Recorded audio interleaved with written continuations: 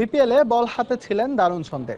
New Zealand সফরে আন্তর্জাতিক ওয়ানডেতে অভিষেকের স্বপ্নসুর বাজছিল তার মনে, কিন্তু শেষ পর্যন্ত দুর্ভাগ্যই সঙ্গী হলো। ইনজুরির কারণে ওয়ানডে অভিষেকের আশা এখনই বাস্তব হচ্ছে না মোহাম্মদ শহীদের। বিপিএলে সর্বোচ্চ উইকেট শিকারের দৌড়ে থাকলেও ইনজুরিতে পড়ে ছিটকে গেছেন ঢাকা ডায়নামাইটসের হয়ে মাঠ মাতানো এই পেসার। তবে নিউজিল্যান্ডের বিপক্ষে টেস্ট সিরিজে মাঠে ফেরার প্রত্যাশা শহীদের। তার আন্তর্জাতিক অভিষেকটা টেস্ট জার্সিতে দীর্ঘ সময় একটানা বোলিং করে যেতে সক্ষম। ক্যারিয়ারের শুরুতে এই পরিচয়ে তাকে চিনেছে টাইগার ভক্তরা। সবাই বলতো লাইন লেন্থটা একই রকম, তার নেই তেমন কোনো বৈচিত্র্য। কিন্তু বিপিএল এলেই যেন ব্যতিক্রমী এক চরিত্র হয়ে ওঠেন পেসার মোহাম্মদ শহীদ।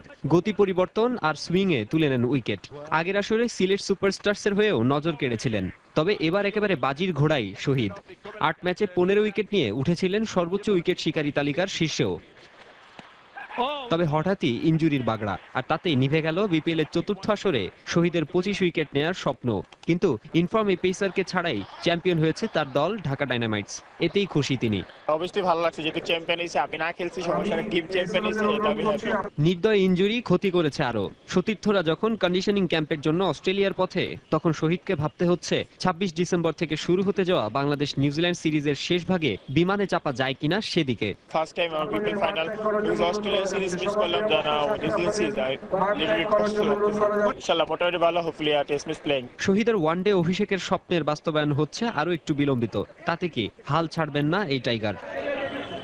মাকসুম আলম খান, সময় সংবাদ, ঢাকা।